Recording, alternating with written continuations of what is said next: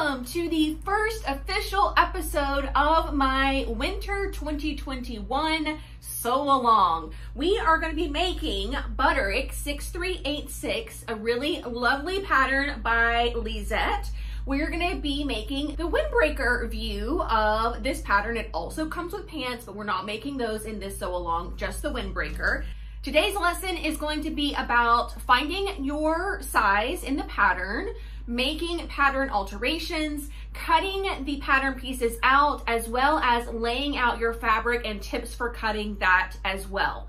I posted a video about a week or so ago that talked about the pattern details and different fabric options that you have. So I'm gonna leave that one here. If you haven't watched it yet and you haven't shopped for fabric yet, be sure to go ahead and watch this one before you get started on the sew along. But enough talking. Let's take it over to my cutting table where I am going to talk you through my system and process for finding my size on a pattern. All right.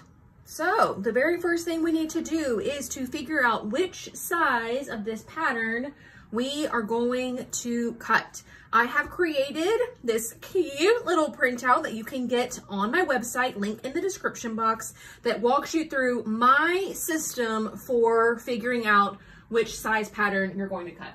The flyer has some instructions with it, so if you want to just follow that and not follow this part of the video, perfectly fine.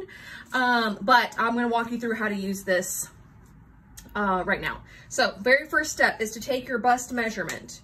Mine is coming in at 40 inches. And I do this every single time. I take my measurements every time. And I know that's a little bit, I don't know, silly, but it just gives me more confidence that I'm making it for myself right now. My waist measurement is coming in at 36. And my hip, I think, is 48, but we'll double check. I'm getting actually 48 and a half. Thank you, squats. Just kidding. And the bust measurement, you measure the fullest part of your bust. The waist measurement is the smallest part of your trunk. It's usually higher than your belly button. And the hip is the lowest, or I'm sorry, the fullest part of your bum. Usually a few inches below your hip bones. It's not actually at your hip bones. All right, so once we have those numbers figured out, we get out our trusty body measurement chart, which for Big 4 patterns comes on this little back flap thingamajig. And what we're doing is we're comparing our numbers to the numbers on the chart. So if I am a 40-inch bust, I'm gonna come in at a size 18, and I'm gonna mark that that equals 40 inches. If I have a If I have a 36-inch waist, that is gonna come in between a 20 and a 22. For Big 4, I always size down when I fall in the middle. So that's gonna come in at a size 20, which equals 34 inches. And then for the hip is 48 and a half, and I am off the chart. So I'm gonna write 22 plus, and that equals 46. And don't let that scare you. For those of you who fall outside the size range by just a little bit, we're gonna be able to fix that, no problem. All right, next, moving on, we're gonna assess the finished garment measurements as they compare to the body measurement chart. So to do that, you need pattern pieces 3 and 1, like so. And this, let me make sure you guys can see, this is the bust measurement. And then on pattern piece number 1, we have the waist and the hip measurement here. So for the bust measurement, size 18 is coming in at 47 inches. So we're gonna write down 47 inches. The waist at a size 20, waist at size 20 is coming in at 48. And then the hip at a size 22 or beyond is 50 and a half. All right, so now we're gonna calculate the pattern's ease. This is how much ease the designer intended for there to be in the pattern. And that is simply step number 2 minus step number 3. So the bust gets 7 inches of ease because 47 minus 40 is 7. The waist, don't judge me, I'm getting out a calculator because I don't do math very well on the fly and I don't want to get this wrong, is 14 inches.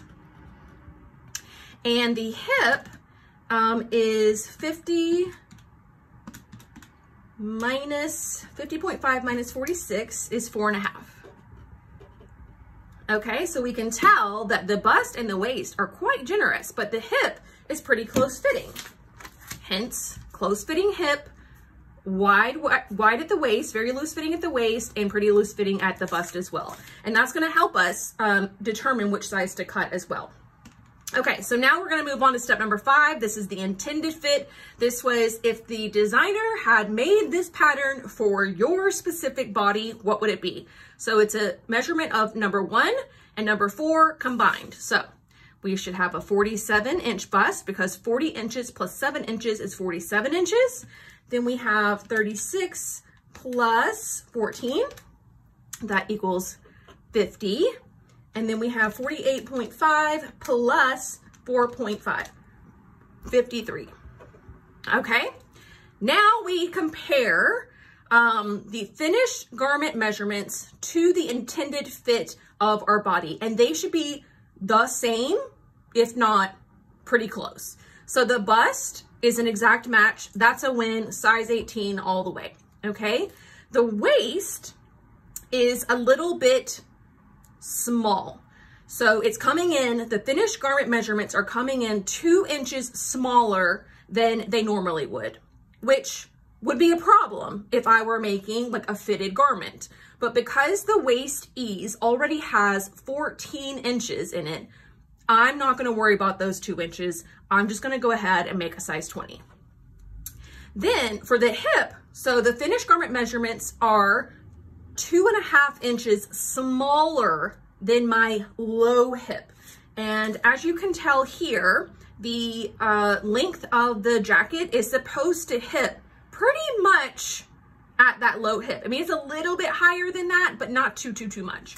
So I want to make sure that I am able to add this 2.5 inches to the pattern pieces so that my finished garment measurement is equal to my intended fit. So basically I have to add 2.5 inches. So if we take our side seams and we divide them out by that 2.5 inches, each side seam has 2 seam allowances that I have a little bit of wiggle room to play with. So to get how much I need to add to each side seam, I'm gonna take the 2.5 inches that I need to grow this by, and I'm gonna divide it by 4. And that is 5/8 of an inch. So I'm just gonna add 5/8 of an inch to the side seam allowances. Boom, done, easy, easy. I'm just gonna grade out 18, 20, and then a 22 plus this extra alteration here, okay? The last thing we need to check is the sleeve. So this pattern has a sleeve. They give us the bicep measurement, so we are going to use that. I'm just gonna put it here in the notes, and we can mark it as bicep, and then measure my bicep, which I think is 13, 12, but I'm gonna measure again just to make sure. And the bicep comes in a couple inches below your armpit. Yeah, I'm 13 inches. So 13. If I were to make the size 18 like I'm doing in the bust, so my bust is going to match up to all of this. So typically I would just make the sleeve for the size 18. If I did that, it would be 19.5 inches. I do not know how much ease the pattern designer has, put into this because I don't have any body measurements to go off of. All I have are these finished garment measurements. So I just want to make sure that my arm comfortably fits in this sleeve. I think a close fitting sleeve would be 2 inches and then on up from there. So considering I have 6.5 inches, I'm going to say that we are good on a size 18 on this. And quite honestly, you can tell that it's a pretty loose fitting sleeve, but I like to get in the habit of checking these things so that in the event I come across a pattern and don't realize that it has a close fitting sleeve, I've already checked it. All right, so there we have it. I am making a bust of 18 with a sleeve 18, waist 20, and then a hip 22, but with an adjustment of adding 5/8 of an inch to the side seams. So that's what I'm gonna do next. Whatever adjustments you have, you should do those next. I'm not gonna walk you through this because it's literally just adding to the side seams. It's pretty standard stuff. But you do your measurements and meet me back here.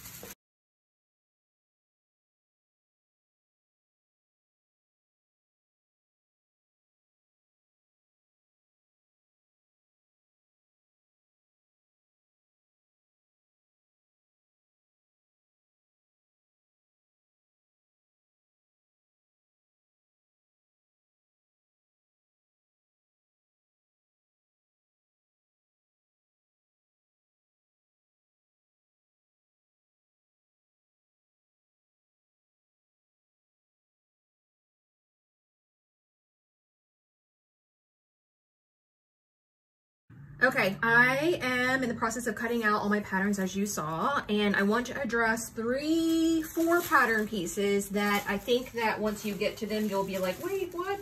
So I want to go ahead and talk about them now. And this has to do with, because I added to my hip circumference, I actually have to honor those adjustments on a few other pieces as well. So first of all, the easy one with the hood should match your neckline measurement. So if I am cutting a size 18 out of the bodice and the sleeve, well, the sleeve doesn't really matter, but out of the bodice, I'm cutting an 18. So whatever your measurement is at the upper part of your front pieces, that's what your hood should be. So I'm gonna cut mine out at an 18, but I just wanted to, you know, clarify that for you guys. And then it comes to these guys. So what is going to happen here, I'm assuming, is the pocket is going to get placed, I don't know, like so, something like this, over this. And then the hem gets this beautiful little hem band, which I'm so excited to see.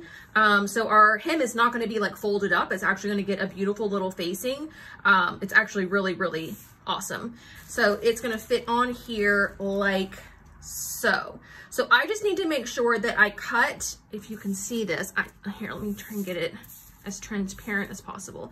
If you lay these 2 things up and match up your notches and match up your lower hemline, you can see once we start getting up here, my back pattern piece is a little bit wider. So I need to trace that out so that those 2 things match. Otherwise, when I go to, you know, put this facing on, well, they won't match. So I just came out here like so. And so I'm just gonna follow that along and then, you know, create a horizontal line there. That's how I'm gonna handle the facing piece. Is gonna get, you know, this little extra bit. And then same sort of situation with the pocket. Okay, so I added my 5/8 to the bottom of this upper front piece, but I also think that this situation needs to be addressed as well, because this angle here is what gets sewn to the lower front. It's kind of like a princess seam, kind of, sorta. So up here, I actually needed to do a size 18, and then I need to grade out to a 20 along this line here. I think where this diamond is roughly where the waistline is. So I need to make that a 20. This is the side seam over here. So I have to honor that as well and add 5/8 of an inch to this pocket piece.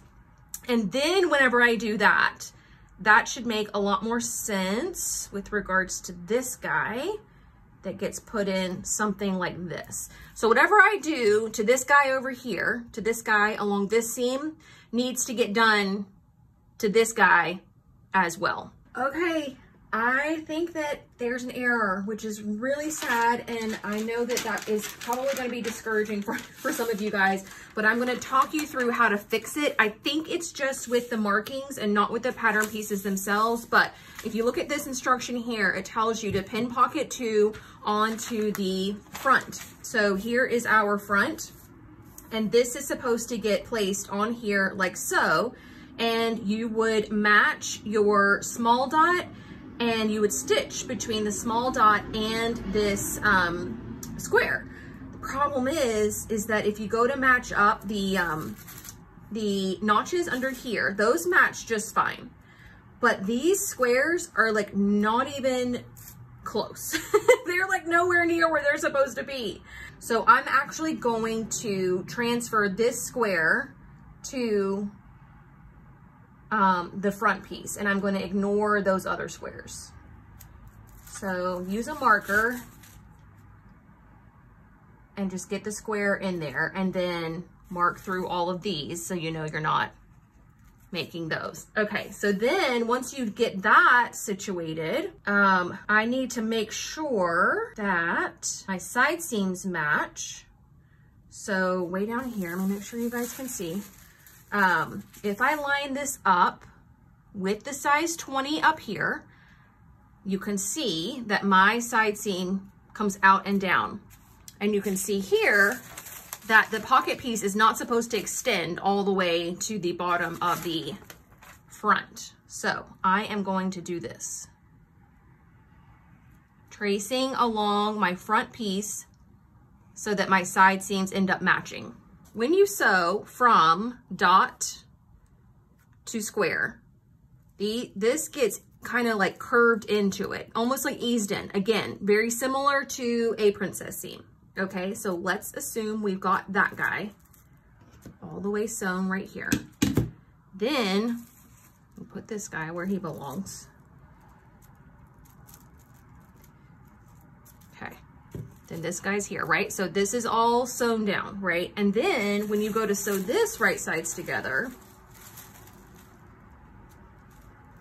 and you line up the bottoms like they're supposed to be, I actually think that when you do that, it's hard to see now because, you know, I'm only half doing it with paper, but I think once you do that, everything lines up like it's supposed to. So just go ahead and cut out your regular pocket, grading out if you need to.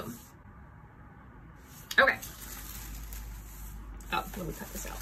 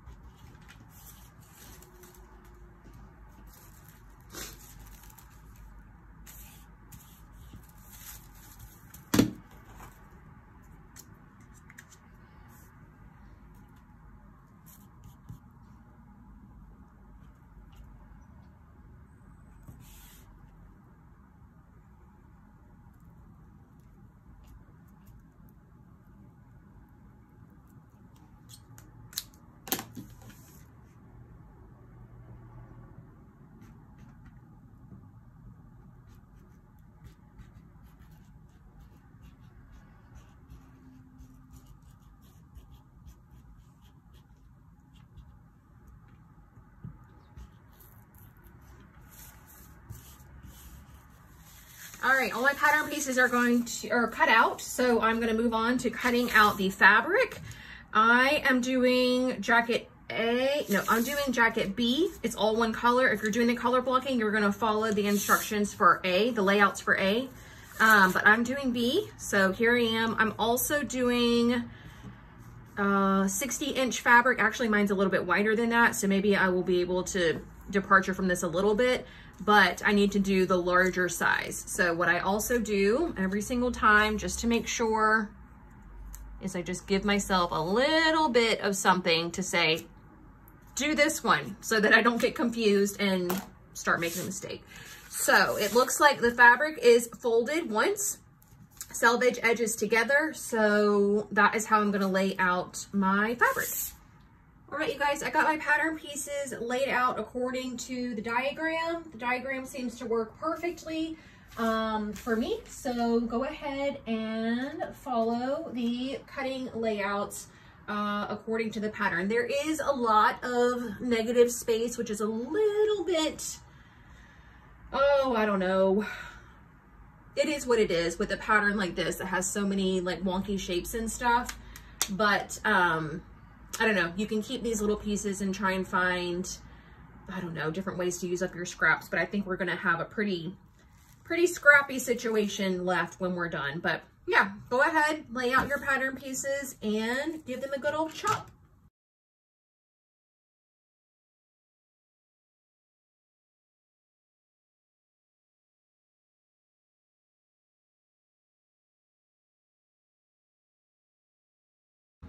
All right, so I have cut out these pattern pieces. I have, I don't transfer circle dots. Instead, I just follow it to the raw edge of the fabric and I put a little snip in. That serves me just fine because these dots are at the seam allowance anyways. So if I'm sewing along the seam allowance, then, and I match up the snips, it's going to be the same as transferring the dart or transferring the dot. So I don't do that. And then for these, I just clip into this raw edge like a 1/4 inch for the notches. Okay, so I am going to transfer the dart. I think the best way, not the dart, the buttonhole. I think the best way to do this is with tracing paper because it's just right there along the raw edge.